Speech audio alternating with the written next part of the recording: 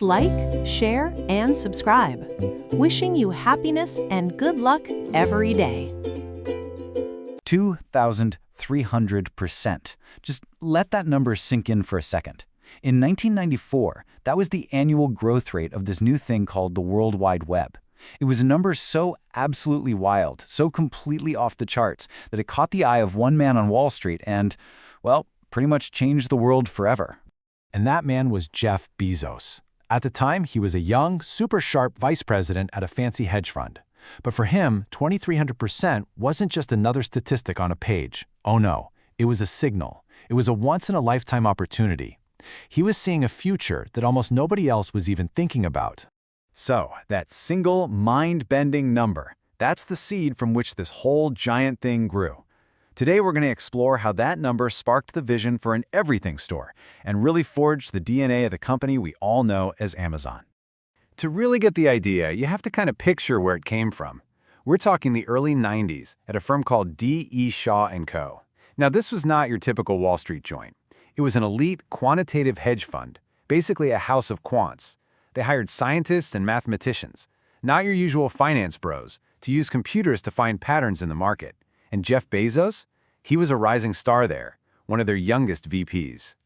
The whole atmosphere at D.E. Shaw was perfect for these huge what-if ideas. Bezos and his boss, the brilliant David Shaw, would just brainstorm for hours about what the internet could be. And they kicked around this amazing idea they called the Everything Store, an online place that could sell, well, pretty much everything. But Bezos knew right away that starting with everything was impossible. He needed a starting point, a beachhead.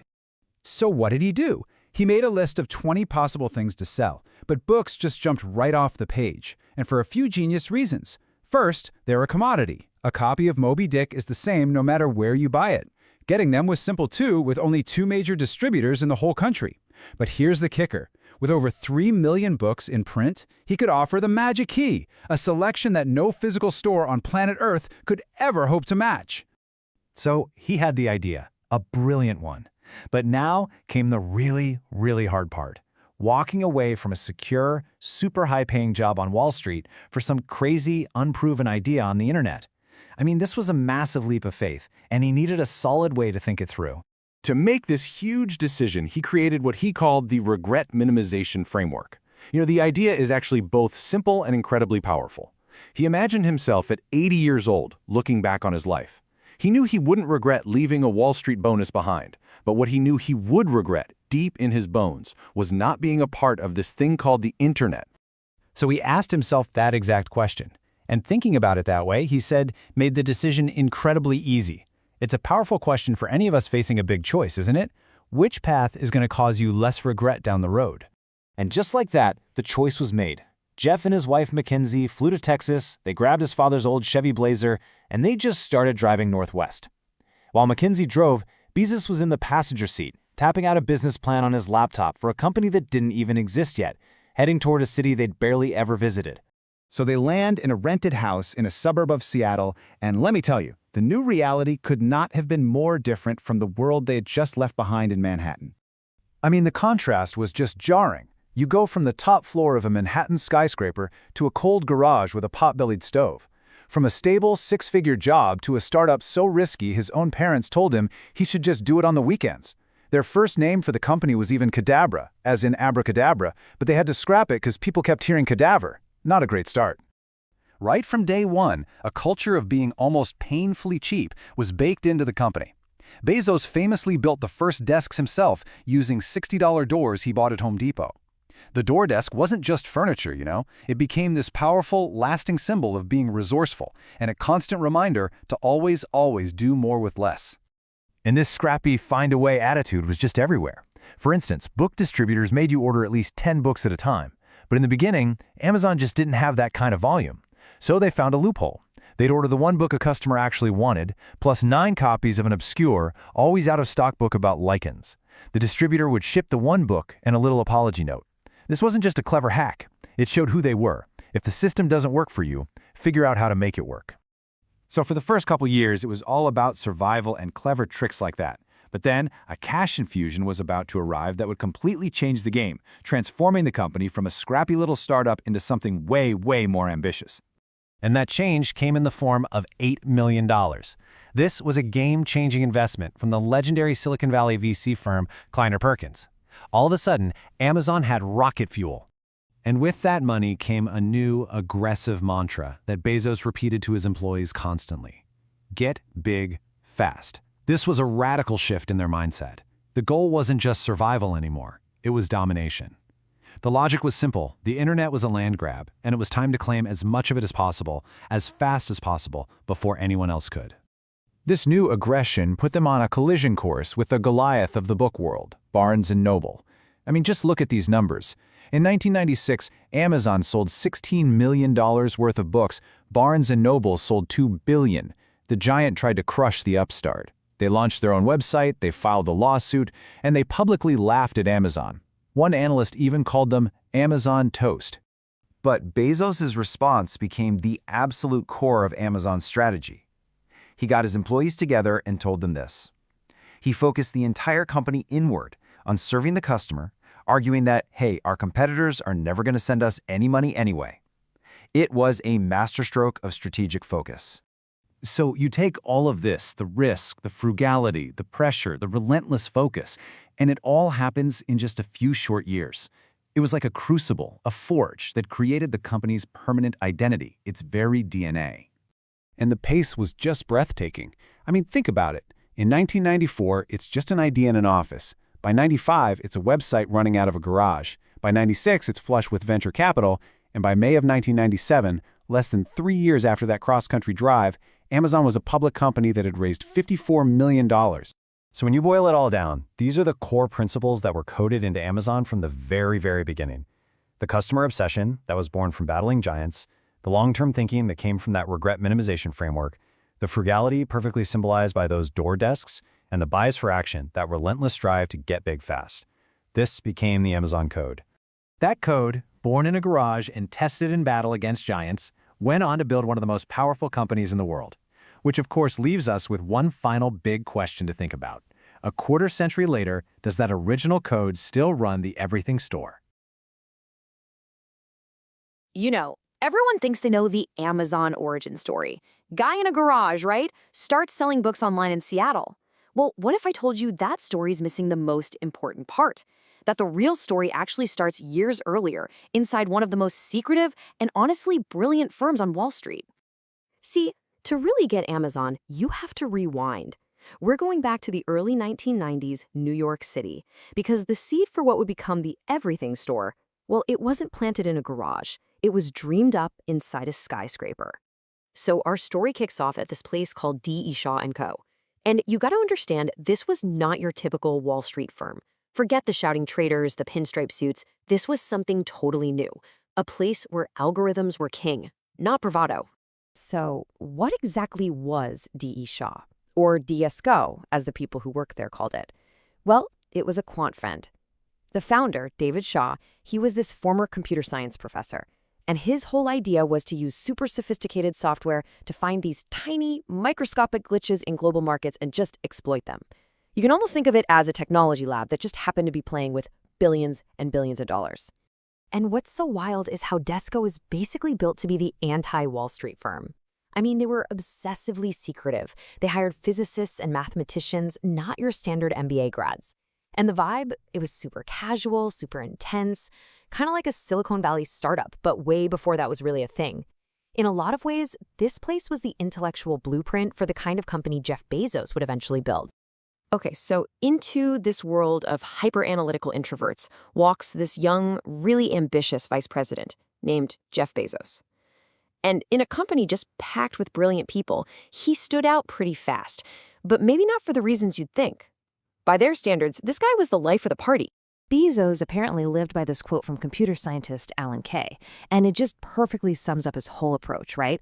It's not just about being smart, it's about being able to look at a problem from a completely different angle. That was his secret weapon.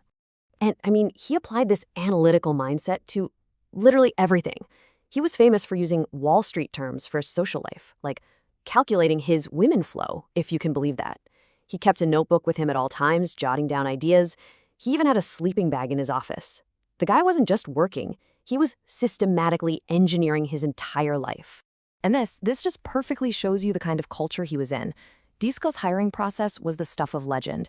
They'd ask you these crazy brain teasers, not because they wanted the right answer, but to see how your mind worked. And get this, a single no vote from any interviewer, and you were out. Done. This ruthless focus on pure brain power, it became the direct DNA for Amazon's own famous bar-raiser hiring system. So, fast forward to 1994. David Shaw, the founder, sees the internet as this massive new frontier.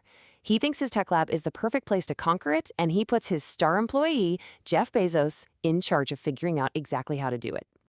So, Bezos starts digging through research, and he stumbles on this just mind-blowing stat in some tiny newsletter. It said that web usage had grown by a factor of 2,300 in a single year. Now, for a numbers guy like Bezos, this was an earthquake. He grabs a calculator, does the math, and he lands on this number, 230,000% annual growth. And just like he said, that number was the trigger. It was a growth rate so insane, so unnatural, that he just knew he had to build something on top of that wave. Now, here's a fun little fact. His math was actually a little off. The real number was 2,300%, but it didn't even matter. The insight was the same. This thing was a revolution. Now, Bezos and Shaw had already been kicking around this idea they called the everything store. You know, some kind of online middleman that could sell pretty much anything to anyone, anywhere. But starting with everything at once, that's impossible. So Bezos does what he does best. He makes a list. He systematically analyzes 20 different product categories, and one just jumps out at him: books. And why books? Because an online store could do something no physical store on Earth could ever do: offer a virtually unlimited selection.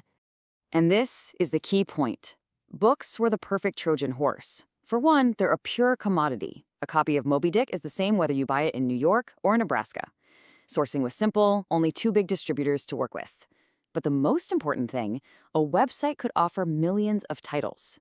It perfectly proved the core advantage of the internet: endless choice. This was never just about selling a product, it was about proving a world-changing idea. So Bezos becomes obsessed with this idea. But he knows if he builds it inside D.E. Shaw, it's going to be David Shaw's company, not his. And this all leads to this now famous 2-hour walk through Central Park where he has to tell his boss he's leaving. To make this huge decision, I mean, he was walking away from a fantastic job, a massive bonus. Bezos created this little mental model for himself. He called it the regret minimization framework. He literally projected himself forward to age 80, looking back on his life. And he asked himself this one simple question: would he regret leaving his Wall Street bonus behind? Nah, probably not. But would he regret completely missing the start of the internet? Oh yeah, immensely. Suddenly, the answer was just crystal clear. So, with the decision made, things happened fast. Jeff and his wife Mackenzie told their parents they were quitting their jobs to go sell books on the internet.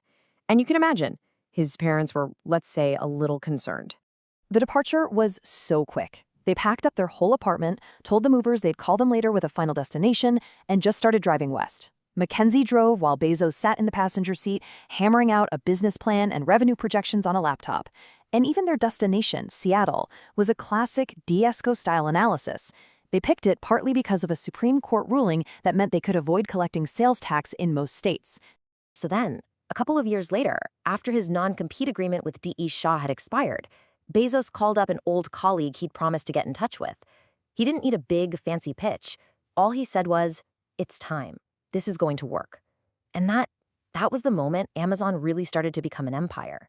So when you really look at it, the story of Amazon's birth isn't really about a garage. It isn't even about a wild risk. It's about a culture of rigorous, scientific thinking. It's about one startling statistic and a logical framework for making a life-changing decision. And it really makes you wonder, doesn't it? What's the startling piece of data out there today that holds the key to the next 230,000% growth? You know, every huge company has an origin story, right? But Amazon's, man, it's something else. It's chaotic, it's super ambitious, and you won't believe how cheap they were. We're not talking about the Amazon you know today. Nope, we're going way back to dial-up, desks made out of doors, and a guy with a loud laugh in a garage in Bellevue. Let's dig into how it all got started. Okay, so it all kicks off right here. August 1994. And this has to be one of the most intense job postings ever. Seriously, read it. This wasn't just Jeff Bezos looking for employees. No way.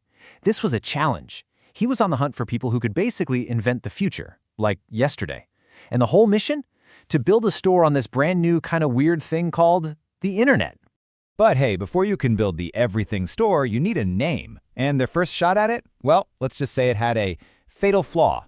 So Bezos' first idea was Cadabra Inc. You know, like abracadabra, he wanted something that sounded magical. He actually incorporated the company with this name back in July '94. Seemed pretty clever at the time, right? Yeah, not so much. Turns out, his own lawyer had to point out a huge, very practical problem. When you said cadabra over the phone, people kept hearing cadaver. And that is not the vibe you're going for when you launch a company. It was a super early lesson in branding, right? What sounds amazing in your head might sound, totally morbid to everyone else. So yeah, the name had to go. Immediately. So they started brainstorming. And believe it or not, Relentless.com was a really serious contender. Bezos loved it so much that you can try this right now. If you type Relentless.com into your browser, it still takes you to Amazon. But his friends were like, dude, that sounds a little sinister.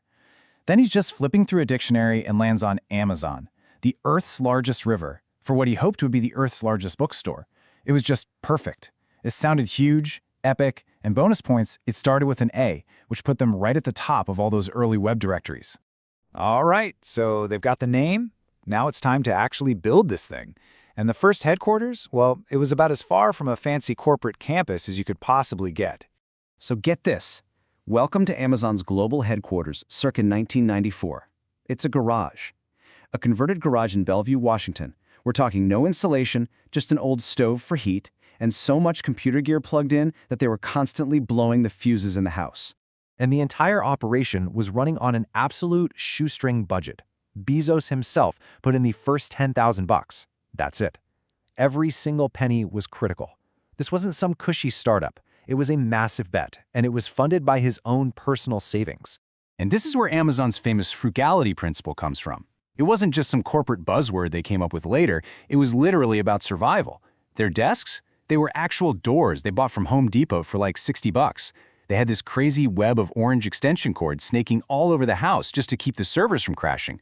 And the best part, the absolute irony of it all, is that the team held a lot of their early meetings at a local Barnes & Noble cafe. The very giant they were secretly planning to take down. This whole culture of being frugal and clever led to some truly brilliant hacks. See, book distributors back then had this 10-book minimum order policy. But in the beginning, Amazon almost never had 10 orders at once. So what did they do? Their solution was genius. They found this super obscure, out-of-stock book about lichens. Yeah, lichens. And they would order the one book they actually needed, plus 9 copies of the lichen book. The distributor would then ship them the one book they wanted, along with a note saying, sorry, the other 9 are unavailable. Problem solved. So clever. So, all this scrappy, garage-based innovation was about to face its ultimate test. The website went live, and the world started to notice. After months of coding away in that garage, the site finally launched. And just a week later, an email pops up. It's from Jerry Yang and David Fillo, the guys behind this new, really popular website directory called Yahoo. They wanted to feature Amazon on their What's Cool page. Now, for a tiny little startup, this was basically like getting a commercial during the Super Bowl. The team knew exactly what this meant. They all got together to figure out if they were even ready for this. The founding employee, Shal Kapan, he worried it would be like trying to take a sip from a fire hose. They were already having trouble keeping up with the few orders they had. But you know what? They said yes. They had to. And the effect was instantaneous. That fire hose was turned on full blast. In just 1 month, this tiny team, literally packing books on the floor of a garage, had shipped orders to all 50 U.S. states and 45 different countries. They went global, pretty much overnight. Okay, so the world knew their name now. But to survive, they had to scale up, and they had to do it fast. The garage days were officially over. And this is when the big money arrives. We're talking the legendary Silicon Valley venture capital firm Kleiner Perkins. Their guy, John Doerr, flies up to Seattle, gets completely blown away by Bezos' vision and energy, and boom, he leads an $8 million investment. Just like that, this scrappy little startup was valued at $60 million. That cash infusion just lit a fire under them. Bezos came up with a new motto that would define the company for years: get big fast. This was the classic philosophy of the dot-com boom, right? The idea was that the early internet was like a massive land rush, and whichever company staked out the most territory first, they were the ones who would win. Profits? They could wait. Growth was everything. And you have to understand, this wasn't just some lofty ambition. This was about survival. Because in 1996, Barnes & Noble was a $2 billion behemoth, and Amazon, they were doing a measly $16 million in sales. The guys who ran Barnes & Noble had even met with Bezos and basically threatened to crush him. So Get Big Fast was a direct answer to that very real existential threat. So, this fight for dominance, it led to the final step in their startup journey, becoming a public company and really cementing their place in the world. So, to get the money for that Get Big Fast strategy, Bezos decides to take the company public. The IPO, the initial public offering, happened in May of 1997, and it raised $54 million. But even more important than the cash, it was this massive branding event. It made Amazon.com a household name before their big competitors could even get their own websites up and running properly. Now, as you can imagine, the pressure was insane. Barnes & Noble launched its own website and even filed a lawsuit against them. But this is when Bezos gave his team a message that would become the absolute core of Amazon's culture. He told them, look, stop worrying about our competitors. They're never going to send us any money anyway. Let's worry about our customers and stay heads down focused on them. So, from a garage, a name that almost sounded like cadaver, and a brilliant little hack involving lickin' books, an everything store was actually born. And it really makes you wonder, doesn't it? What kind of world-changing, seemingly impossible idea is being built right now? Not in some flashy skyscraper, but in the garage somewhere, with a bunch of extension cords running all over the floor. Today, we are diving deep into the dot-com bubble to talk about the absolutely wild, chaotic origin story of Amazon. We're talking about a time of just unimaginable ambition, billions of dollars flying out the door, and a series of near disasters that almost sank the whole company. It's an incredible story. Let's get right into it. Okay, so picture this. The year is 1997. Jeff Bezos is giving a talk to a class at Harvard Business School, and pretty much everyone there thinks Amazon is doomed. It gets so bad that one student actually pulls him aside to give him this very direct piece of advice. See, back then, Amazon was just an online bookstore, and all the smart money was saying that the established giants, like Barnes & Noble, were just going to come in and crush them. But Bezos, he saw something that pretty much everyone else was missing. He told those students that they were totally underestimating how hard it would be for these big, clunky, established companies to adapt to a brand new sales channel like the internet. His reply was so calm, but you can feel the confidence in it. I guess we'll see. He knew their size wasn't a strength, it was a weakness. So how exactly did an online bookstore start thinking so much bigger? Well, it all came down to a pretty stark realization. Internal surveys showed that, most people just don't buy enough books to sustain the kind of explosive growth Bezos was dreaming about. He knew right then that Amazon had to be more than just a bookstore. It had to become, everything. And this pivot wasn't some kind of panic move. No, it was super methodical. Bezos put together this SWAT team of MBAs, and their whole job was to figure out what to sell next. They looked for categories with a huge number of items, so many that they'd be impossible to stock in a physical store. And the perfect first targets? Music and DVDs. Right away, the company's slogan changed, signaling this massive new ambition. Now, to fund this absolutely massive vision, Amazon needed cash. And I mean a lot of cash. Luckily for them, this was all happening right in the middle of the dot-com bubble, a time when investors were basically throwing money at any company that had a .com in its name. And boy, did they take advantage of it. Just look at this number. Between 1998 and early 2000, Amazon raised a staggering $2.2 billion. Think about that. Investors were so high on the dot-com frenzy that they just lined up to give Amazon incredibly cheap money to fuel its rocket ship. This quote right here from the now legendary 1998 shareholder letter basically became the company's Bible. Bezos was telling the entire world exactly what he was going to do with all that money. He was going to place huge, risky bets. He was broadcasting his entire strategy, long-term dominance over any kind of short-term profit. And he wasn't kidding. Bezos went on an absolutely epic shopping spree. He basically split that giant pile of cash into two strategies. One, buying other companies outright to get their technology or expertise, and two, making venture capital-style investments in other promising startups. And the pace of these acquisitions was just dizzying. They were snapping up companies like IMDb and Alexa Internet, which was a data collection company, plus a bunch of international bookstores to expand their global footprint. They were moving at absolute lightning speed. And then you've got the VC bets. Amazon poured tens of millions of dollars into some of the most famous, or maybe I should say infamous, names of the entire .com era. You had Pets.com with its little sock puppet mascot, and Cosmo.com, which promised one-hour delivery of pretty much anything. The idea was to buy a foothold in all these new online categories. And the result of all those bets? It was a complete and utter disaster. When the bubble finally burst in 2000, pretty much every single one of these companies went bankrupt. This cost Amazon hundreds of millions of dollars. The whole strategy of buying their way into new markets, it had just failed spectacularly. So while all these financial bets were just imploding, Amazon was facing an equally massive challenge in the physical world. I mean, it's one thing to have a website that sells everything. It's a completely different thing to actually store all that stuff, pack it, and then ship it out to millions of customers on time. And this all came to a head during the 1998 holiday season. The company's warehouses were just completely buried in orders. A state of emergency was declared, and every single corporate employee, I'm talking Bezos, all the top executives, they all had to work graveyard shifts in the fulfillment centers, literally sleeping in their cars just to get packages out the door. After that nightmare, Bezos vowed it would never happen again. He went out and hired this tough-as-nails logistics expert from Walmart named Jimmy Wright, and he gave him a mission that sounded almost impossible. When Wright asked what the new distribution centers would need to be able to ship, Bezos just said he didn't know. The system had to be able to handle anything. But even with these massive new warehouses being built, the chaos just continued. The very next year, 1999, they ran out of the hottest toy, which was Pokémon. So what did they do?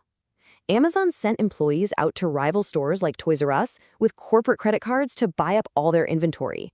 They even exploited a competitor's free shipping promotion to get the toys back to their own warehouses. It was just pure, desperate improvisation. So you've got all this financial risk, all this operational chaos, and right in the middle of it all, Bezos is also trying to forge a lasting corporate culture. And the culture that came out of this period was just as intense and, well, paradoxical as the company itself. And this is where you see this incredible contradiction, this paradox right at the heart of early Amazon. On one hand, you had this extreme, almost fanatical frugality. Employees worked on desks made from cheap wooden doors. They had to pay for their own parking. But on the other hand, the company was burning through billions on risky bets and this massive distribution network. So to try and make sense of this whole contradiction, Bezos laid out a set of core values. These principles, things like customer obsession, frugality, and a bias for action, these were supposed to guide every single decision and really define what it meant to be an Amazonian. But make no mistake, this was an incredibly demanding place to work. Bezos famously had very little time for the whole concept of work-life balance. The message was crystal clear. Amazon required your total commitment. And if you weren't willing to give it, you should probably find somewhere else to work. Okay, so this all brings us to the absolute peak of the dot-com bubble at the very end of 1999. To the outside world, it looked like Amazon had won the internet. But inside the company, the picture was a whole lot darker. I mean, it doesn't get much bigger than this. Time magazine named Jeff Bezos its Person of the Year. He was on the cover, celebrated as the visionary, the king of cyber commerce, who was defining the future of how we all shop. It was a moment of absolute public triumph. But behind that glossy magazine cover was this one terrifying number. Despite having record-breaking sales, Amazon lost nearly $750 million in 1999 alone. The company was burning through cash at a rate that was just completely breathtaking. So while the whole world was celebrating Jeff Bezos, Amazon's own accountants were quietly panicking. Their own internal analysis showed that the company's business model was fundamentally broken. On its current path, it might never be profitable. The board started getting deeply concerned, and it led to a leadership crisis and a disastrous attempt to bring in a new chief operating officer. And all of that leaves us with the central question of this entire chaotic period. At the dawn of the new millennium, was Jeff Bezos really the king he was being portrayed as? Or was he, as one famous article in Barron's warned, simply the architect of an elaborate, money-losing Amazon bomb that was just destined to explode? The answer at that moment was anything but clear. Picture this. It's the year 2000. The whole internet dream, yeah, it was pretty much dying. And Amazon, the absolute poster child of the dot-com boom, was right on the edge of total collapse. You had investors, employees, even the public, just falling out of love with Jeff Bezos and his company. It was this massive test of faith, one that would completely redefine Amazon forever. And it all kicked off with one spectacular crash. So, for years, Amazon's stock had, only known one direction, straight up. It was the golden ticket. And then, the dot-com bust hit. The stock, which had peaked at over $100 a share, just fell off a cliff. We're talking bottoming out in the single digits. This wasn't just some market correction, folks. This was a cataclysm. And it triggered absolute sheer panic, both inside and outside the company. And believe me, that panic was so real. Just try to imagine it for a second. You're an employee. You join this company believing in the promise of, fantastic wealth. And then you wake up one day and see your stock options are completely worthless. Overnight. The atmosphere inside Amazon was just total chaos and fear. As one senior vice president put it, we were all running around the halls with our hair on fire. All right, so how did it all go so bad, so incredibly fast? Well, it was basically the perfect storm of changing minds and, you guessed it, dwindling cash. You know all that faith that had fueled the boom? It was just evaporating. It's like investors suddenly woke up one morning, smelled the coffee, and started demanding that these high-flying internet companies actually have a viable business model. Who knew, right? Then this now infamous cover story in Barron's comes out, and it just highlights this self-destructive rate that companies like Amazon were burning through cash. The day of reckoning had officially arrived. Okay, but here's where it gets really interesting. It's a story of just pure luck and incredible timing. Get this. Just 1 month before the market completely tanked, Amazon's CFO was getting worried about their suppliers getting nervous. So he goes out and secures $672 million in bonds from overseas investors. That financial cushion, raised literally in the nick of time, would turn out to be the company's absolute lifeline. So with the company's survival just hanging by a thread, this whole crisis gets intensely personal. It escalates into this massive public battle of wills. In one corner, a Wall Street analyst, and in the other, Jeff Bezos himself. All right, so on one side, you've got Ravi Surya. He's this 28-year-old bond analyst at Lehman Brothers, and he publishes this absolutely scathing report. His prediction? Amazon will run out of cash within a year. Bam! His report was a total haymaker, sending the stock tumbling another 20%. And on the other side, you've got Jeff Bezos, who fires right back, calling the whole thing pure, unadulterated hogwash. The battle lines were officially drawn. But here's the thing. The most crucial point wasn't even whether Surya's math was technically right. The real danger, the scary part, was that his prediction could become a self-fulfilling prophecy. Think about it. What if spooked suppliers start demanding immediate payment? What if frightened customers just stop buying?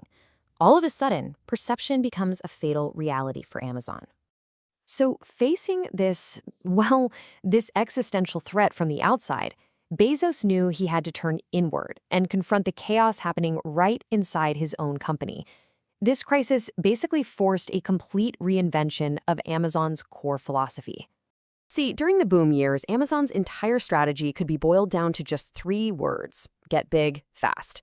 That was it. It was all about growth at any cost, just expanding into new categories, hiring thousands and thousands of employees. Profits? That was a concern for some far-off, distant future. But boy, did the crash change everything. The new mantra, the new mission, became get our house in order. The buzzwords around the office were now discipline, efficiency, and eliminating waste. Yep, the party was officially over. It was time to get serious about the fundamentals of the business. And this is where you really see Bezos' leadership style during a crisis. While literally everyone else was panicking, he stayed famously, almost unnervingly calm. People said it was like he had ice water in his veins. But that public calm, it was masking a super turbulent time of executives leaving and some really painful but necessary cuts. And yeah, those cuts had a very real human cost. In early 2001, Amazon laid off 1,300 employees. That's about 15% of its entire workforce. Now, for a company that had only ever known explosive, nonstop growth, this was a brutal, shocking moment. But just getting lean wasn't going to be enough. Amazon's survival, its very existence, would ultimately depend on a radical new idea. A major insight that was actually born from one of their failures. And it would completely redefine what the company was all about. So the story goes, during this big day-long meeting in his basement, Bezos and his team are trying to figure out why their attempts to compete with eBay had just failed. Their auction site and Z-shops, they were what Bezos called cul-de-sacs, dead ends where no customers ever went. Then, the light bulb moment. They realized all the real customer traffic, the action, was on their main product pages. So the solution was as simple as it was revolutionary. Why not let other people sell their stuff right there, on Amazon's own turf? And just like that, Amazon Marketplace was born. Now, this whole move was guided by a core Bezos principle, something he really believed in. If somebody else can sell it cheaper than us, we should let them. Because in the end, that's what's best for the customer. But you can probably imagine the internal chaos this created, right? Amazon's own managers were suddenly forced to compete with thousands of outside sellers, right on the very pages they were in charge of. It was basically Jeff against the world, and in some cases, against his own employees. So on top of this massive platform pivot, Bezos starts to absorb these really crucial lessons from the giants of old-school retail. And these ideas would all come together to create Amazon's ultimate business philosophy. Okay, so Bezos has these meetings with the CEOs of Walmart and Costco, and he learns two super powerful lessons. From Walmart's Lee Scott, he learns that marketing dollars are way better spent just lowering your prices. Your price is your marketing. Then, from Costco's Jim Sinegal, he learns that low prices create massive sales volume, and that volume gives you the leverage to go back to suppliers and demand even lower prices. The big takeaway from all of this? Value trumps everything, period. And all these ideas came together into what Amazon famously calls its virtuous cycle, or the flywheel. It's this beautiful, self-reinforcing loop. Just follow me here. Lower prices bring in more customers. More customers attract more third-party sellers to the platform. Having more sellers increases efficiency and lowers the cost structure for Amazon, which, and here's the magic, allows them to lower prices even further. They realized that pushing any single part of this flywheel would make the entire machine spin faster. This, right here, became their secret sauce. So with this new super disciplined strategy in place, Amazon starts to claw its way back from the brink. And when it finally turned the corner, the company sent a hidden message to the world, and yeah, to one analyst in particular. January 2002. This was the moment of truth. Amazon reported its first ever profitable quarter. Now, it was a tiny $5 million profit, we're talking just a penny per share, but oh my gosh, was it hugely symbolic. This was the proof. This was the moment that proved all the critics wrong. Amazon wasn't just another doomed.com, it was here to stay. So, you remember Ravi Surya, the analyst? Well, Bezos and his team had become so obsessed with his pessimistic reports that they actually coined an internal term for a big mistake. They called it a milli-Ravi. A milli-Ravi was any significant mathematical error of $1 million or more. It was this little inside joke, born from all the intense stress of their public fight for survival.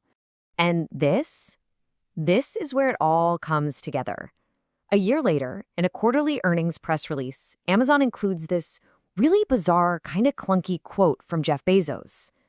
To anyone on Wall Street, it just made no sense. It was just a weird sentence. But for everyone on the inside, the message was crystal clear. Are you ready for this? Take the first letter of each word. M-I-L-L-I-R-A-V-I. Milli-Ravi. It was a cryptic, nerdy, and just utterly triumphant message to the world. They had won. So you see, Amazon's brush with death wasn't just a crisis. It was the crucible that forged the relentless, customer-obsessed, and, let's be honest, world-changing company we all know today. It kind of makes you wonder, right? What other near-death moments, what other hidden survival stories are lurking behind the iconic brands we take for granted every single day? So you probably think you know the Jeff Bezos story, right? Amazon founder, billionaire, the guy who totally changed how we all shop. But what if I told you that entire massive empire was just step one, just the beginning of a much bigger, much older plan? Yeah, the real story. It starts with a secret. Okay, let's set the scene. The year is 2000. The dot-com bubble? It hasn't just burst, it's spectacularly imploded. I mean, Wall Street is calling Amazon a dot-con? The stock has absolutely cratered. To anyone looking from the outside, it seems like Jeff Bezos is in the fight of his life, just trying to keep his company from going under. But here's the crazy part.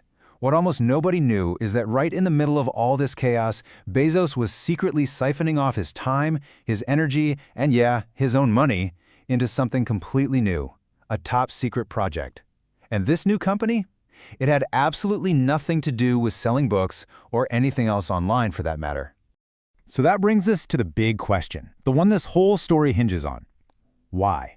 I mean, really, why would you do that? When your main company is getting hammered, why would you secretly start building a spaceship company? It sounds nuts, right? Well, to figure it out, we've got to go back, like way back. Turns out the answer to this obsession with space, it isn't in some business plan or a boardroom meeting. Nope, it's hidden in his family history. And it's a pretty unusual one. A story that's all about two totally different guys he called Dad. And this contrast is everything. So on one hand, you've got his biological father, Ted Jorgensen. Super talented guy, a unicycle circus performer, believe it or not. But he was also a pretty inattentive teenage dad who had a drinking problem. Then, on the other hand, you have his adoptive father, Mike Bezos. And his story couldn't be more different. I mean, Mike Bezos' journey is just wow. He had to flee Cuba under Castro when he was just a teenager. He lands in Miami all by himself, part of this thing called Operation Pan. And get this, he knows exactly one word of English: hamburger. That's it. But through pure grit and determination, he works his way through college, becomes an engineer, and then he marries Jeff's mom. He adopts this 4-year-old kid and gives him his name, the Bezos name. Just imagine, that's the kind of resilience Jeff saw right in front of him every single day. And this quote right here, it really gets to the core of the values in that house. You know, because of what Mike went through, he had this deep, deep appreciation for freedom, for opportunity, and a real hatred for any system that tries to crush individual spirit. That was basically the atmosphere Jeff Bezos grew up in. So you've got this foundation. Let's look at how it all showed up in Jeff himself. Because from the very beginning, it was super clear this was not your average kid. His parents started seeing these flashes of crazy intensity, like right away. At 3 years old, he decides he's done with his crib. So what does he do? Finds a screwdriver and just dismantles it. Then in preschool, he'd get so lost in what he was doing, so focused that the teachers would have to physically pick up his chair, with him still sitting in it, just to move him to the next thing. Oh, and he was a massive Trekkie, could quote you whole episodes by heart. And yeah, he even booby-trapped his own bedroom with alarms to keep his brother and sister out. Classic. But there's another side to this story. This super intense, kind of nerdy kid had a whole other world he lived in. A world that was a million miles away from Star Trek and electronics. You see, every single summer, from the time he was 4 until he was 16, he was shipped off to his grandparents' cattle ranch down in rural Texas. And believe me, this place was going to be just as important in shaping who he became. Life on that ranch was all about one thing: self-reliance. If something broke, you fixed it. His grandfather, who he called Pop, taught him how to do basically everything himself. We're talking repairing windmills, building weird gadgets out of whatever junk was lying around. It gave him this incredible, I can figure it out mindset. But it wasn't all hard work. That ranch was also where his imagination just exploded. He'd go to the little town library and read every single science fiction book they had on the shelf, just dreaming about space. But Pop taught him more than just how to fix stuff. There's this one famous story. Jeff's about 10, and he's a smart kid, right? So he does the math and tells his grandmother exactly how many years her smoking is going to shave off her life. And she starts crying. So Pop pulls him aside and says this thing that stuck with him forever. He was learning that it's not just about being clever, it's about character. So you take all of this, the DIY attitude from the ranch, the obsession with Star Trek, that insane focus, and it all comes together in one incredible moment: his high school valedictorian speech. He gets up there, in front of everybody, and just lays it all out. His grand plan. His life's mission was to save humanity by building permanent colonies in space. This wasn't some new idea he got later in life. No way. This was the plan from the very beginning. Okay, so now let's jump back to the year 2000 and that secret company he was starting. All of a sudden, it's starting to make a whole lot more sense, isn't it? That secret company, of course, was Blue Origin. And he didn't start it just because he had some cash lying around. He started it because it was the dream. It was the exact mission he announced to everyone in his high school speech. You see, Amazon was never the final destination. It was the rocket fuel. It was the engine he was building to pay for the real goal. And check this out. The motto he picked for his space company tells you everything you need to know. It's in Latin, gradatum ferocitur. It means step by step, ferociously. And trust me, that's not just some cool-sounding phrase. It's basically his entire life philosophy distilled into 2 words. Just think about that for a second. Step by step. That's the ranch. That's the patient, one foot in front of the other, figure it out yourself mentality he learned fixing stuff with his grandfather. And ferociously, that's the kid in the classroom. That's that crazy, intense, unstoppable focus that he's had since he was 3. It's the perfect combination of his 2 different worlds. And you know what? The people who really knew him, this wasn't a surprise to them at all. I mean, decades before Blue Origin even existed, his high school girlfriend was telling people the plan. Back in the 90s, when reporters would ask her why this internet bookseller guy was so unbelievably driven, she'd just say it straight up. He doesn't care about the money. The money is just the fuel to get him to outer space. So, at the end of the day, the story of Jeff Bezos isn't really about an online store.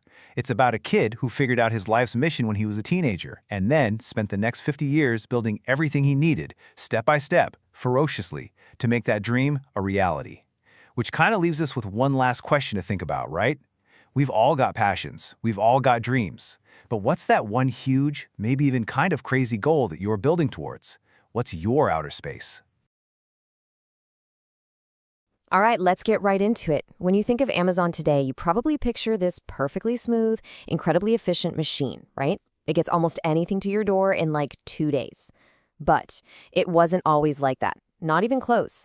In fact, for a little while there, Amazon was literally on the verge of collapsing under its own success. This is the story you probably haven't heard. The story of how the company waged a secret war against its own internal chaos to forge its single greatest weapon, Amazon Prime. So just picture this for a second. It's the late 90s, you're in an Amazon warehouse, and kitchen knives with no packaging are literally flying down conveyor belts. That's not a metaphor, that was the actual reality. And that one kind of terrifying image really says everything you need to know about the absolute pandemonium that was crippling Amazon from the inside. So, what was going on? Well, in the early 2000s, Amazon was basically like a teenager who had a massive growth spurt overnight. Its ambition was huge, but its internal systems, its shoes, so to speak, just didn't fit anymore. The company wasn't just growing, it was facing a full-blown chaos crisis. And what's really wild is just the sheer speed of it all. I mean, look at that jump in employees, from just over 2,000 to 9,000 in only 6 years. As Amazon kept bolting on new categories, apparel, sporting goods, you name it, its systems just couldn't handle the strain. More products and more people just meant more complexity. And that complexity was breeding chaos. And look, this wasn't some abstract problem they talk about in a boardroom. No, this chaos was tangible. You could feel it. We're talking about system outages that would shut down entire facilities for hours. The software was so outdated, it would actually ask workers if a new toy was a hardcover or a paperback. Can you imagine? And every single holiday season, it was all hands on deck. They'd need this emergency wave of corporate employees from Seattle just to keep the lights on. It was, to put it mildly, a complete mess. To fix this, Jeff Bezos knew he needed help. The company couldn't just talk its way out of his problem. He needed generals for a war against the company's own dysfunction. And that's where 2 Jeffs, Bezos and Wilk, come into the story, each with a totally different battle plan. So let's break down their 2 approaches, because they're fascinating. On one side, you've got Bezos, the big picture visionary. He believed the problem wasn't a lack of communication, but actually too much of it. His fix? Radical decentralization. Break everything down into these tiny, autonomous 2-pizza teams. Then you have Jeff Wilk, the hardcore engineer he hired to fix the physical mess. Wilk's approach was the total opposite, pure data-driven discipline. He wanted to hire engineers, not retail guys, and just obsess over every single metric. And this quote, this is pure Bezos. He was famously impatient, incredibly confrontational. He didn't want people to coordinate more. He wanted them to need to coordinate less. He was constantly challenging every single assumption about how a big company was supposed to work, often with these really brutal but memorable one-liners. Wilk, on the other hand, brought a totally different kind of intensity to the table. He came from Allied Signal, this huge manufacturing company, and he was steeped in the philosophy of Six Sigma. His goal was pretty simple, but also pretty radical. Take the same discipline used to build jet engines and apply it to packing and shipping books. To him, every lost item, every delayed package was a defect that had to be measured, analyzed, and totally eliminated from the system. He was going to treat fulfillment like a factory floor, not a retail operation.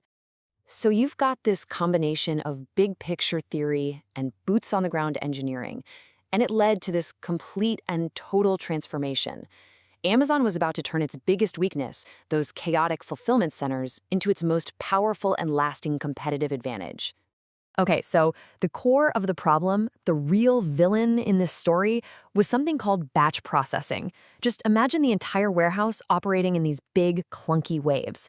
A whole group of workers, called pickers, would all go out at once, grab items, and come back. But the next wave of work couldn't even start until every single person from that first wave was finished. I mean, this quote just perfectly captures the absurdity of the whole system.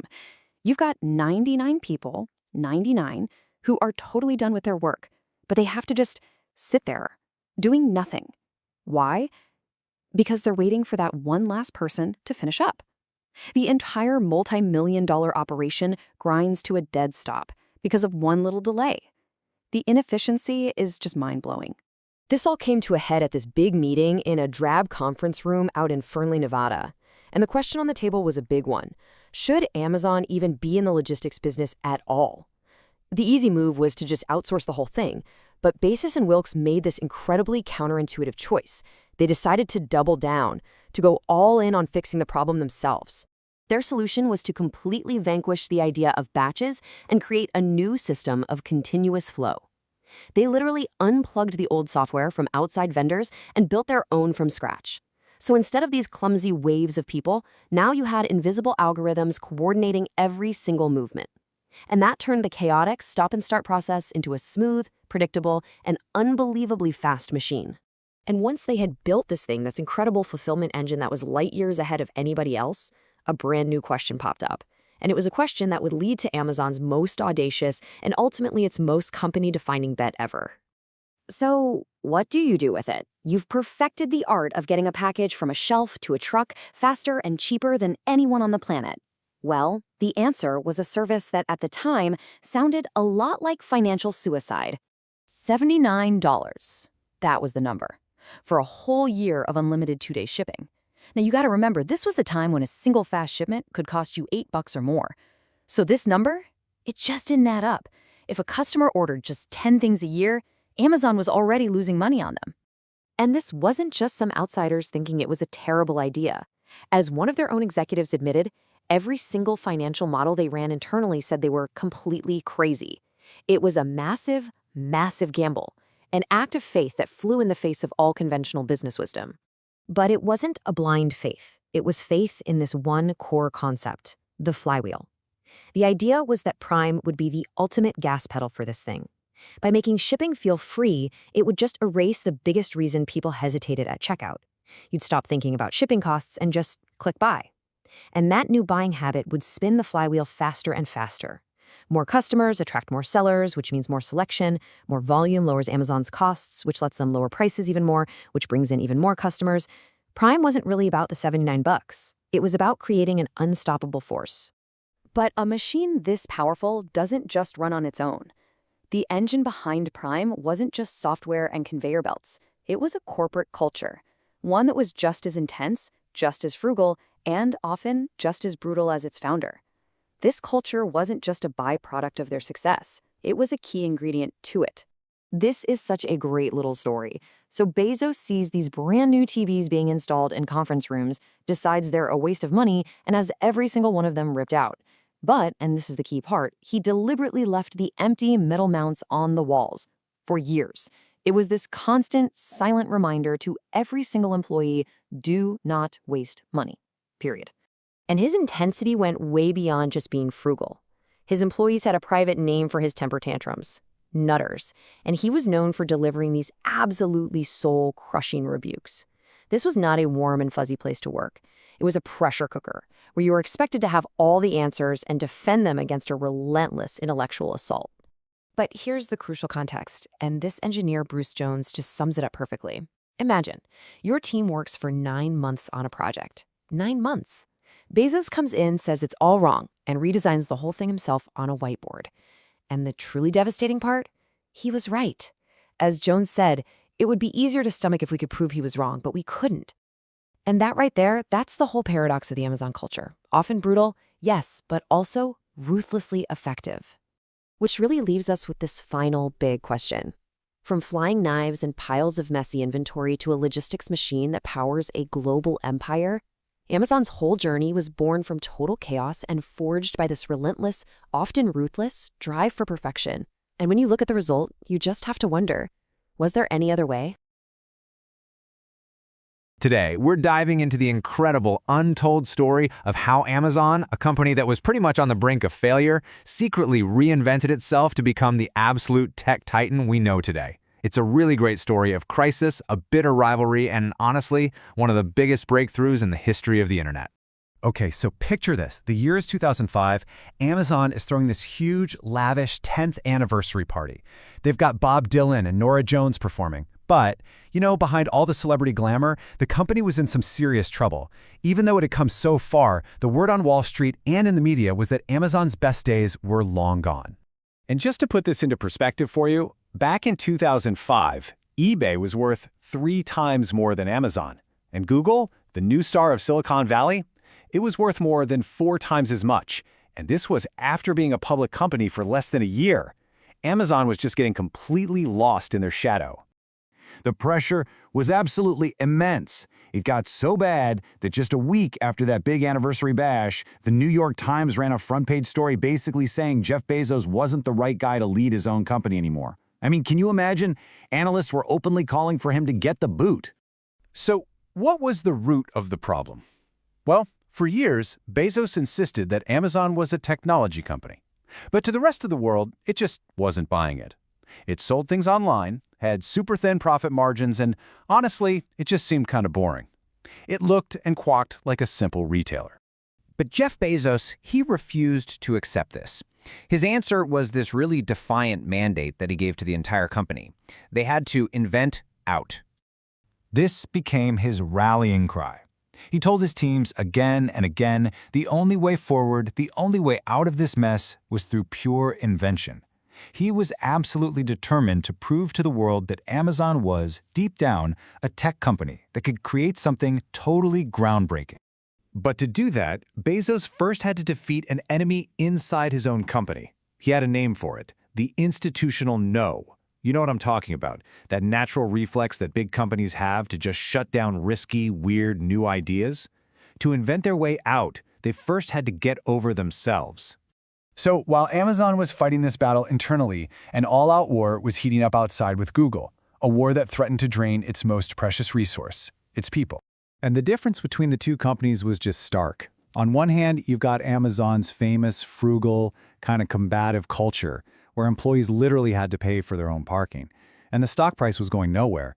And on the other hand, Google's offering free food, free gyms, and stock options that were making people rich. It's really no surprise that Google started sucking engineers out of Amazon like a vacuum cleaner. And this talent drain was happening at the absolute worst possible time. Amazon's big tech dreams were just hitting a brick wall. Their search engine, A9.com, a total failure. Their street-level photo project, crushed by Google Street View. And internally, their tech was a disaster, and the top leadership team was just consumed by petty rivalries. And then came the moment that really felt like the nail in the coffin. The one person Bezos really counted on, his top tech confidant, the guy who shared his grand vision, he decided to leave. Udi Manber, who was Amazon's chief algorithms officer, took a job to run search at Google. When he told Bezos over the phone, the CEO reportedly had one of the biggest nutters ever, just shouting in a way that Manber said was pure anger and betrayal. It was the absolute lowest point. But it's often from the deepest, darkest moments that the most unexpected solutions pop up. And this was Amazon's accidental breakthrough. This was the moment they turned from the brink of total failure toward the future of the cloud. So how does a company that can't even stop its top engineers from jumping ship suddenly create a world-changing technology? Well, the answer didn't start with some grand vision. It started with just trying to fix a really messy internal problem. So around this time, Bezos gets completely obsessed with this concept from a book called Creation. And the big idea was this. Instead of trying to build these super complex systems from the top down, you should just focus on creating simple, fundamental building blocks. He called them primitives. And then you let developers combine them in new and surprising ways. Think of them like Legos for programmers. And this whole philosophy played out directly in solving their biggest challenge. The problem was, Amazon's own engineers couldn't get the server space they needed to experiment. So applying this primitives idea, they built these super basic services for storage and for computing power that any team could just tap into. And then came the final revolutionary step. They realized if their developers needed this, then every developer in the world needed it too. And at this point, Bezos wasn't just thinking about fixing an internal problem anymore. His vision had expanded, well, to infinity. He told the team building the storage service, S3, that it had to be built to scale to infinity. His own engineers could barely wrap their heads around just how big he was thinking. And this was the beginning of Amazon Web Services, or AWS. It was a massive bet that would not only save the company, but would forge its brand new identity as a true, undisputed technology giant. AWS completely changed the game for startups. Before AWS, you had to spend a fortune buying your own servers. With AWS, it was like an electric utility. You just paid for what you used. It meant a student in a dorm room could have the same powerful infrastructure as the biggest companies on the planet. It was a game changer. And did the bet pay off? Oh yeah. By 2012, just a few years after it launched, analysts estimated AWS was already a $2.2 billion business. It was a staggering success, born directly from the ashes of all those earlier failures. But maybe the ultimate validation came from the chairman of their biggest rival, Google's Eric Schmidt. He admitted that, seemingly overnight, every new startup he visited was building their company on Amazon's platform. He had to give them credit. The book guys, they had built something truly significant. So ultimately, AWS did a lot more than just bring in a ton of revenue. It fundamentally changed what Amazon was. After years and years of struggling, Amazon was finally, without a doubt, the powerful and innovative technology company that Jeff Bezos had always claimed it to be. And that leaves us with a really fascinating question to think about. The story of AWS shows that a revolutionary idea wasn't born from some flash of genius, but from the messy, frustrating work of solving a company's biggest internal problems. It really makes you wonder, what world-changing breakthrough is hiding inside the problems that we're all facing today? Let's talk about the Amazon Kindle. Now, this isn't just a story about a cool new gadget. No, this is a story about a high-stakes corporate drama. It's about a secret project that was born out of pure fear, a ruthless war against old partners, and one stunning surprise that completely blindsided an entire industry. To really get how big of a deal the Kindle was, you have to rewind to the early 2000s. Back then, the whole idea of reading a book on a screen, well, it was considered a total failure, a technological dead end. A bunch of companies had tried, and they had all failed spectacularly. Everybody thought, people just don't want to read digitally. End of story. And the poster child for this failure, it was a device called the Rocket Book. I mean, it actually had a pretty good start in the late 90s. It had backing from Barnes & Noble, and Oprah even put it on her favorite things list. But its fate was sealed when it got sold to another company that just didn't care about it. By 2003, it was gone. And its collapse seemed to prove to everyone that e-readers were just a hopeless idea.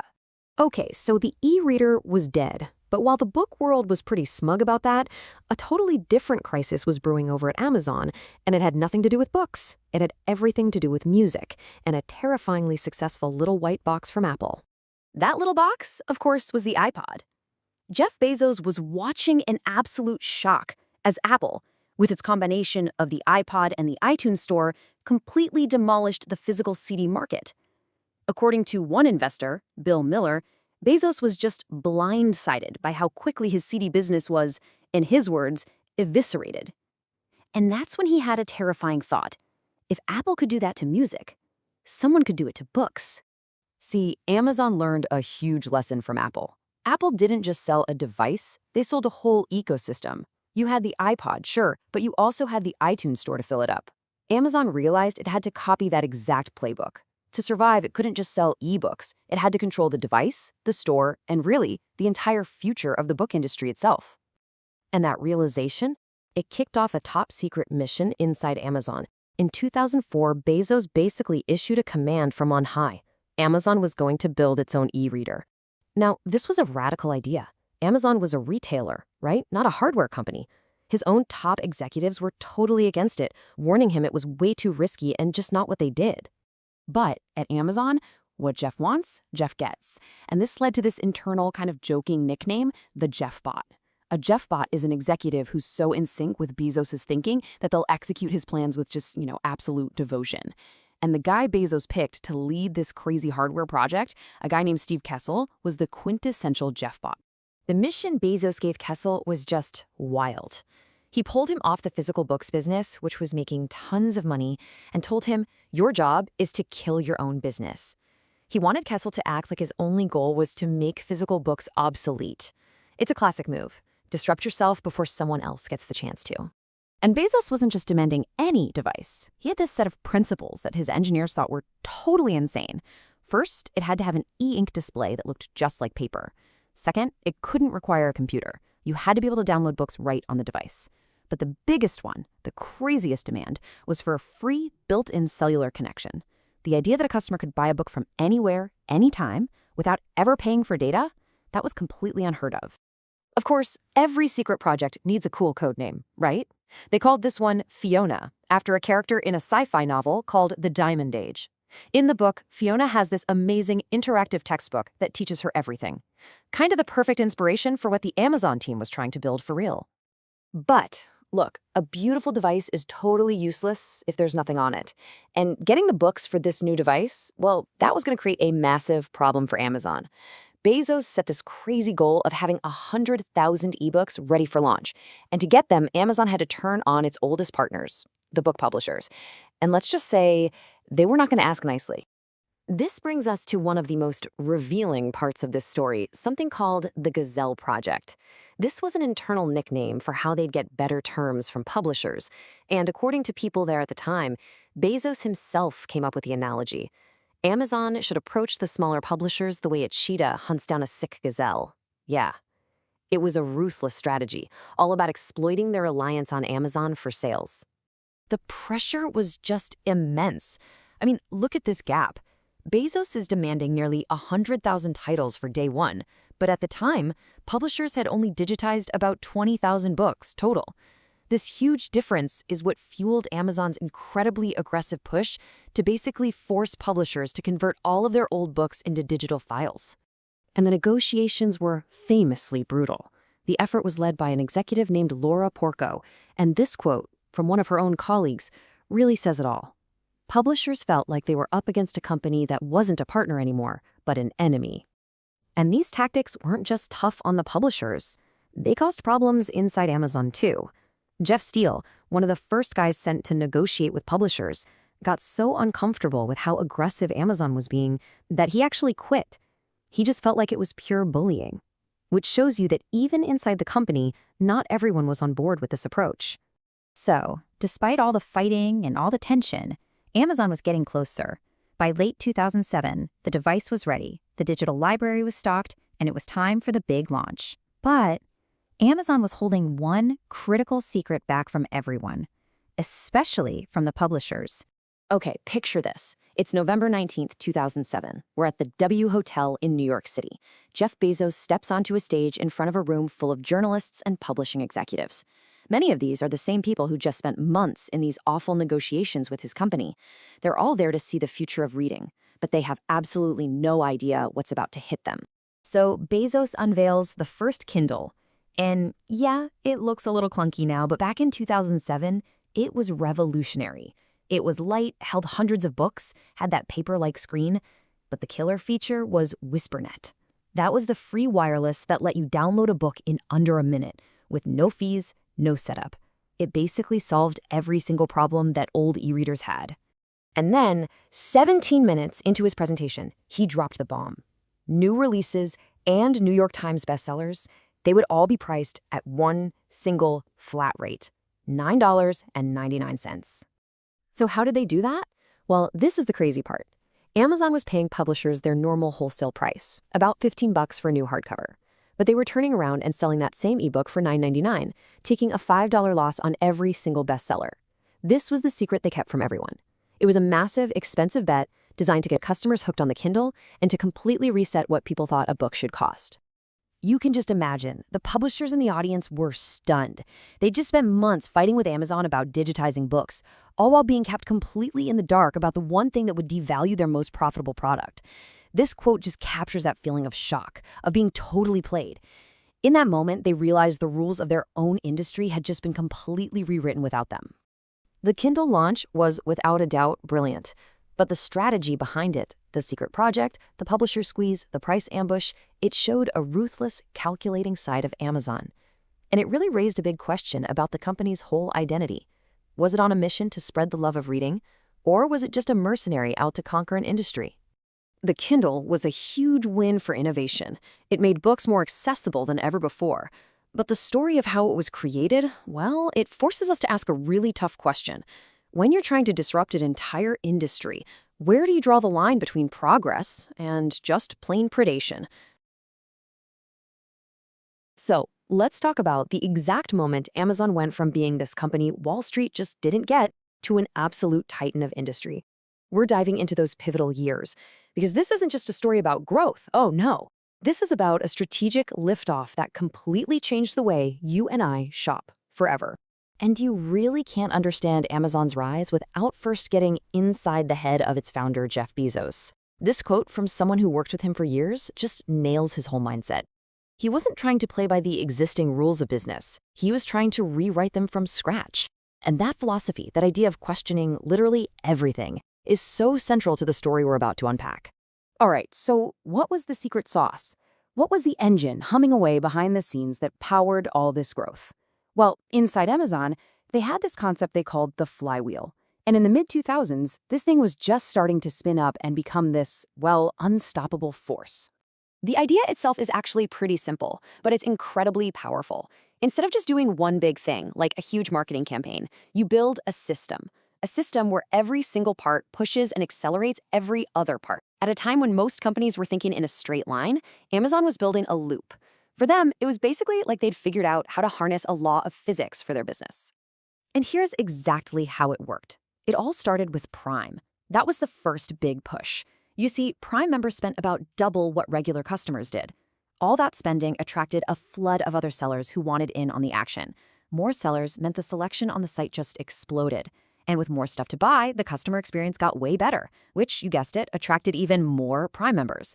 The whole cycle just kept feeding itself, spinning faster and faster and faster. And the results of this in the real world, I mean, they were absolutely staggering. By early 2007, you could really see the flywheel's momentum. The rest of e-commerce was growing at a pretty healthy 12%. But Amazon, they were exploding at 32%. This wasn't just growth, this was straight-up domination. They were actively pulling customers and sales away from everyone else in the game. But here's the crazy part. There was this huge disconnect between what was happening inside Amazon and how the outside world saw them. While that flywheel was spinning like crazy, Wall Street analysts like this guy, Scott Devitt, were literally getting laughed at for recommending the stock. You know, with their super thin profit margins, everyone on the outside just figured Amazon was some kind of nonprofit scam, not the juggernaut it was about to become.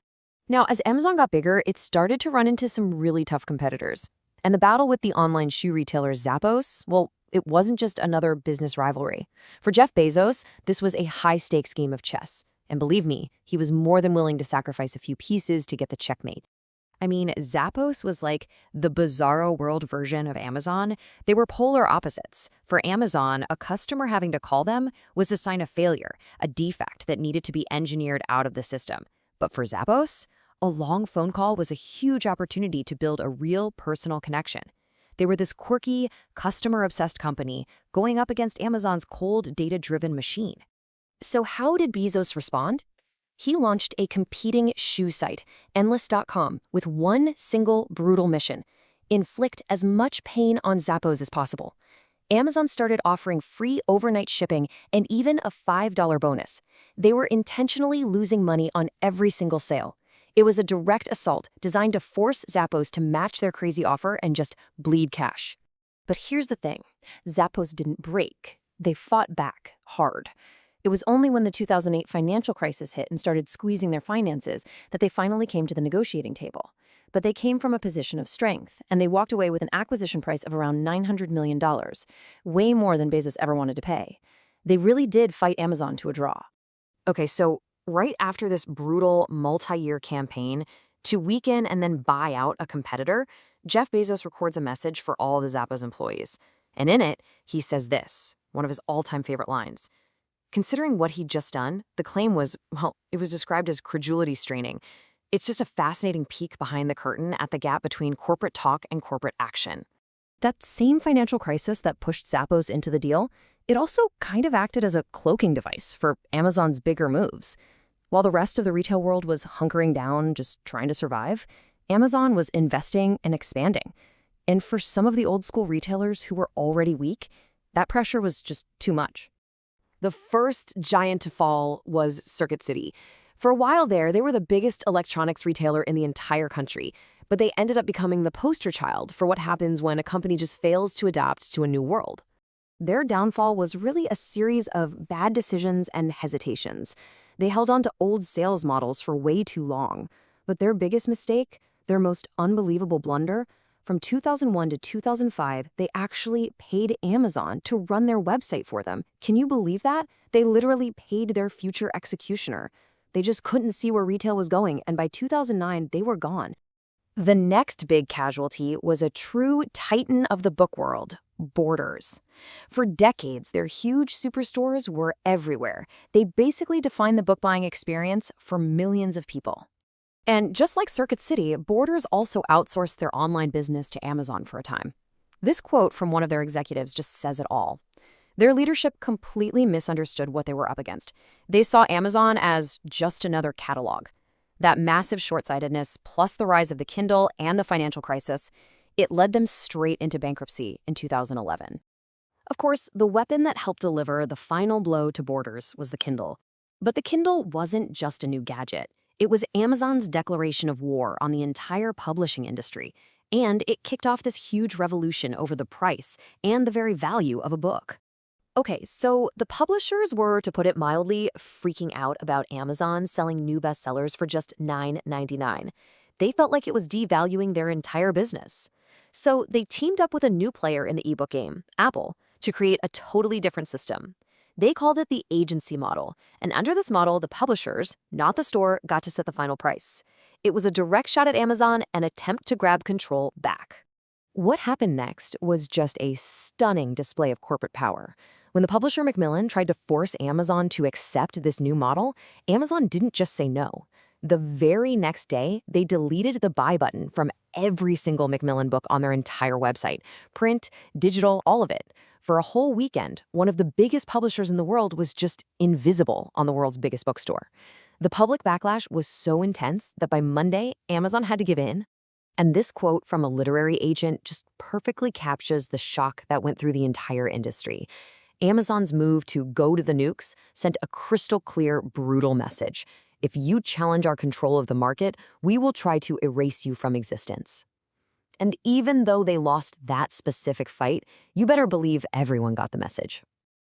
So after all of this, after all the battles with competitors, with suppliers, with the old guard of retail, where did that leave Amazon? Well, it cemented their status as the undisputed king of the web. The numbers really tell the story. Back in 2007, Amazon's sales hit $14.8 billion. And that wasn't just impressive. It was more than two of its biggest online rivals, eBay and Barnes & Noble, combined. The flywheel, the ruthless competition, the digital disruption, it had all paid off big time. But for Bezos, this was never the end game. The goal wasn't just to beat other websites. The goal was to become Walmart. He would tell his top people all the time that to become a $200 billion company, they had to figure out how to sell two of the hardest things in retail, clothes and food. The ambition was already shifting to a whole new, mind-boggling scale. And that really brings us to the big question, right? After you've outplayed all your rivals, you've not only survived, but thrived in a recession, and you've revolutionized entire industries. What do you do next? For Amazon, it seems like the answer is that the everything store is never really finished. There's always another market to conquer, another industry to disrupt, and another set of rules just waiting to be rewritten. For the longest time, we all saw Amazon as the scrappy underdog, right? The online bookstore that could. Then almost overnight, it felt like, they became this absolute giant. And suddenly all you heard were criticisms about them playing by their own rules. So how did Amazon defend itself? Well, they had this unique philosophy of what you might call expedient convictions. Arguments that sound perfectly rational, but also just so happen to perfectly serve the company's own strategic interests. At the very heart of this is a famous line from Jeff Bezos that Amazon had a willingness to be misunderstood. I mean, it's just a brilliant piece of framing, isn't it? The subtext is that any critics, well, they just don't get the grand vision. It's this move that puts Amazon on a totally different playing field, where all its aggressive tactics are just part of some higher purpose. So what was this higher purpose? Bezos had a favorite way of explaining it, using this missionary versus mercenary idea. See, a missionary, they're building something to make the world better. A mercenary, they're just in it for the cash and the power. Bezos, of course, insisted Amazon was a missionary, but then he'd add this little kicker. It's usually the missionaries who end up making more money anyway. And there it is. That's a perfect expedient conviction, a noble-sounding argument that also happens to justify a relentless, all-out pursuit of growth. Okay, so that's the theory, but how did this actually play out in the real world? Well, let's dive into our first example, the Great Tax Wars. This was Amazon's decade-long knockdown, drag-out fight to avoid collecting state sales tax. This entire battle, and I mean the whole thing, hinged on one little legal word, nexus. Back in 1992, a Supreme Court ruling said that states could only force a company to collect sales tax if it had a physical presence, a nexus in that state. For a company like early Amazon, which was all online, this wasn't just a loophole, it was a golden opportunity they were going to protect at all costs. So how on earth did they do it? You're probably thinking, wait, didn't they have massive warehouses everywhere? And you'd be right, they did. But this is where the corporate creativity comes in. They set up these fulfillment centers as legally separate companies. So the warehouse in Nevada, for example, wasn't technically Amazon.com. Oh no, it was Amazon.com.NVC Inc., a totally independent entity that, at least on paper, made zero revenue, no nexus. And this is where things get, well, honestly, a little bizarre. To maintain this illusion, employees had to follow these super strict travel rules. They had to carry business cards for a subsidiary called Amazon Services instead of Amazon.com. They even had color-coded maps of the U.S. Traveling to a green state? No problem. But if you wanted to go to a red state like Texas, you had to fill out a 17-item legal questionnaire just to make sure your trip didn't accidentally create a tax nexus. Eventually, the pressure just got to be too much. Amazon's biggest competitors, we're talking Walmart, Target, Best Buy, actually put their rivalries aside and teamed up. And in an absolute masterstroke of marketing, they called their coalition the Alliance for Main Street Fairness, brilliantly framing the fight as a crusade to protect small businesses from the big bad Amazon. So this aggressive, whatever-it-takes mindset wasn't just for fighting taxes. It was also aimed squarely at neutralizing the competition. And that brings us to the wild story of a company called Quidsy, the parent of a super popular website you might remember, Diapers.com. Now you have to understand, Quidsy's founders, Mark Lohr and Vinit Bharara, they were huge fans of Amazon. They actually called Jeff Bezos their sensei. So back in 2010, when they got invited to Seattle to talk about a potential acquisition, they were excited. They thought it was going to be this friendly meeting with their hero. It was an ambush. While Lauren and Bara are literally sitting in Bezos' office, Amazon presses the big red button and launches a brand new service, Amazon Mom. And what did it offer? A massive 30% discount on diapers, a direct nuclear strike on Quadsy's main business. Back in New Jersey, their office is in a total panic, trying to reach them, but the founders have no idea. They're sitting right inside the lion's den. What happened next was just a brutal price war. Amazon's automated pricing bots were, quote, lasered in on Diapers.com, undercutting their every move. And when Quidsy started talking about selling to Walmart instead, Amazon executives delivered a chilling threat. If you go with them, Sensei will drive the price of diapers to zero. It was basically the e-commerce version of mutually assured destruction. I mean, the scale of this attack was just staggering. The team at Quidsy did the math, and they figured Amazon was on track to lose $100 million in just 3 months on diapers alone. This wasn't about competition anymore. It was a brutal campaign designed to force them to sell. Someone who was close to the deal really summed it up perfectly. They said Amazon showed an absolute willingness to torch the landscape around them to emerge the winner. Facing total annihilation, what could Quidesy do? They sold to Amazon. So, Amazon fought the government, and they crushed their competitors. But how did they treat their own partners, the companies that actually sell products on their site? Well, that brings us to the supplier squeeze and the story of Wüsthof, a 200-year-old German knife maker. This whole conflict really comes down to a concept called MAP, which stands for Minimum Advertised Price. It's a policy that high-end brands use to set a price floor. It's designed to protect the premium value of their brand and to make sure that small, independent shops don't get constantly wiped out by huge chains. And right there, you have this fundamental clash of two totally incompatible worlds. On one side, you have Wüsthof, which is trying to protect a 200-year-old legacy of craftsmanship, and on the other side, you have Amazon, whose entire mission, their religion, is to find the absolute lowest price for the customer. They saw MAP as just some old-world trick to protect fat profit margins. One former Amazon buyer used this incredibly intense metaphor to describe the relationship. He said that for sellers, getting on Amazon is like taking heroin. First, you get this euphoric rush of sales, but then Amazon starts using your own sales data against you, sources your most popular products themselves, and just completely undercuts you on price. It's a cycle that often leads to self-destruction. So, after all these battles with state governments, with competitors, with its own suppliers, you have to wonder, how did Jeff Bezos himself see his company's reputation? Was he at all worried about being seen as a conqueror? It turns out he was. He actually wrote an internal memo to his top executives with a subject line, Amazon.love, and in it, he asked this very question. He was deeply aware that as Amazon got bigger and bigger, the public's view could flip from admiration to fear, just like that. In that memo, Bezos even did his own little analysis. He sorted big, successful companies into two columns. In the loved column, he put companies like Apple, Nike, and Disney. And in the feared column, Walmart, Microsoft, and Goldman Sachs. He was trying to figure out what exactly was the difference. And his conclusion all came down to a simple set of pairings. Inventing is cool, explorers are cool, conquerors are not cool, missionaries are cool, mercenaries are not. He believed the secret wasn't just about being inventive, but about being perceived as an inventor, as an explorer. That, in his mind, was the real key to being loved.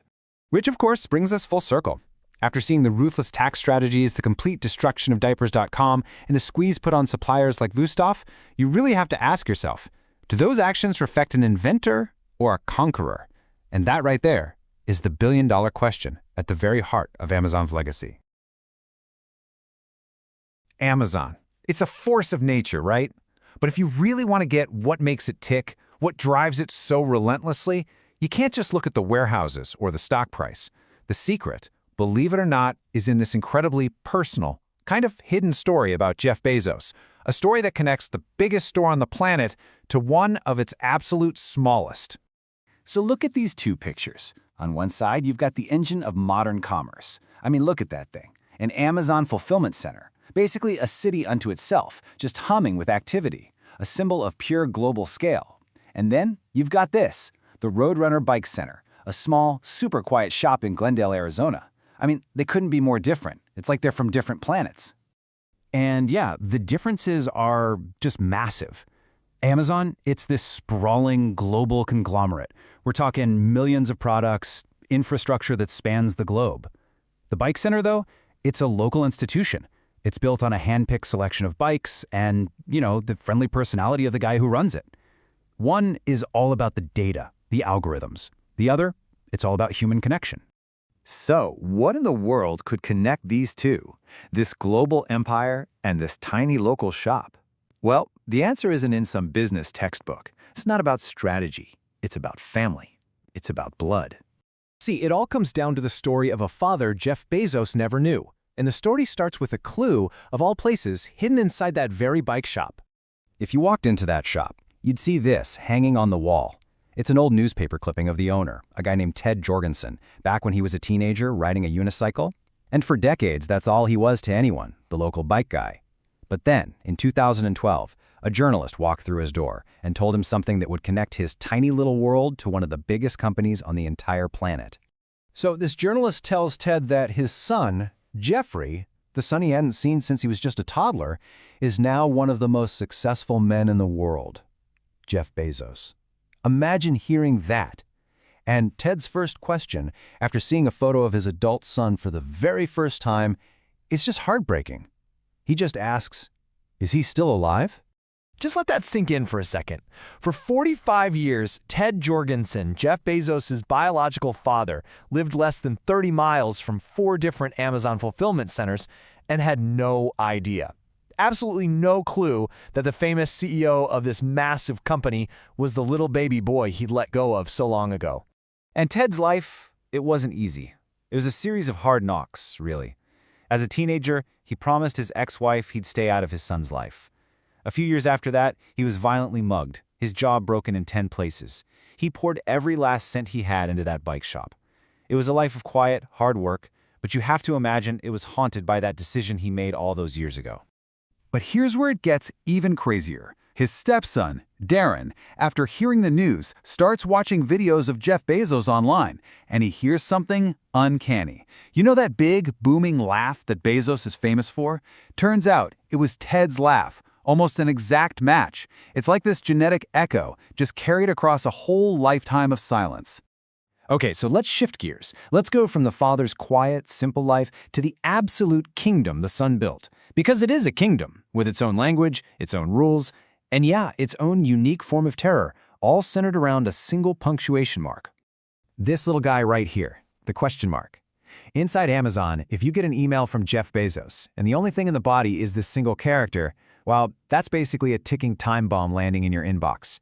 It means a customer had a bad time, Jeff found out, and he wants to know why. And he wants to know now. That single question mark kicks off what they call a SEV-B crisis internally, and that means it is an all-hands-on-deck, drop-everything emergency. Seriously, teams will scramble, tracing a single customer complaint, and they have to prepare this super detailed explanation that goes all the way up to Bezos himself. It's his way of making sure that the customer's voice is always the loudest one in the room. So, you want a perfect example of this in action? Let's talk about the infamous lube email crisis back in 2010. So customers who just browsed, didn't even buy anything, just looked at items in the sexual wellness category, started getting promotional emails for lubricants. You can imagine how that went over. A question mark email from Bezos landed, and he was livid. He saw it as this massive violation of customer trust, and his first demand was shocking. Shut down all email marketing. The whole thing, period. In the meeting that followed, which was apparently super heated, he just laid it all out there for his executives. He told them, and this is a direct quote, "We can build a $100 billion company without sending out a single fucking email." Think about that. He was ready to just kill a hugely profitable marketing channel right there on the spot, all to protect customer trust. And this kind of intensity, it's not just a personality quirk. It's actually written into Amazon's official leadership principles. This one, have backbone, disagree and commit, is a huge one. See, Bezos can't stand what he calls social cohesion. You know that thing we all do where we just agree to be nice and get along? He wants the opposite. He wants ideas to battle it out, even violently, because he believes that the truth will only emerge from that conflict. And what does that create? Well, former employees call it a gladiator culture. It's a company that runs on constant friction. That and extreme frugality. I mean, yes, the door desks are a real thing. They still use them. The whole corporate structure has been described as scaffolding for Jeff's brain. It's a system built from the ground up to amplify his specific way of thinking, analytical, data-obsessed, and yeah, confrontational, across the entire organization. Okay, so let's bring it all back together. The story of the father who ran the bike shop and the son who built the everything store. Because their story does have a conclusion. And that conclusion, it reveals everything about Jeff Bezos' relentless vision. So after Ted and his family sent a letter trying to reach out to Jeff, they just waited. And they waited for 5 long months, total silence. And then, late one night, a reply finally landed in their inbox. It wasn't long, but it was apparently very heartfelt.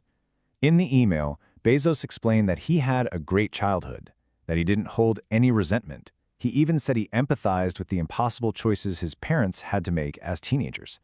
But the most important part was his request. He asked his biological father to cast aside any regret, to just let it go. And then he wished him the very best. So you see, it wasn't a reunion, it was closure. And that message, that whole idea, it perfectly captures his entire philosophy, not just for his personal life, but for business too. Regret is a waste of energy. The past is just an anchor holding you back. The only thing that matters is what's next, always looking forward. And that right there, that philosophy, is the fuel for Amazon's seemingly infinite ambition. I mean, think about it. Will they have same-day delivery everywhere? Yep, eventually. Will they own their own fleet of delivery trucks? Yep, eventually. Master the grocery business. Make a successful phone. Put 3D printers in warehouses. The answer inside Amazon is always yes. It's never a question of if, it's only a question of when. Bezos actually explained his strategy perfectly himself. He said, "We don't have a single big advantage, so we have to weave a rope of many small advantages." And that, right there, is the key to understanding Amazon. It's not one big, brilliant idea. It's thousands of small, relentless, forward-looking improvements and innovations, all woven together until they form this unstoppable force. So this relentless, always forward drive, it comes from a founder who, in his personal life and his professional life, absolutely refuses to look back. And Amazon is the ultimate expression about philosophy. The company will just keep weaving that rope of small advantages. It'll keep expanding, keep inventing, because looking backwards just isn't in its DNA. Which, of course, leaves us with one last big question. What on earth is that going to mean for the rest of us?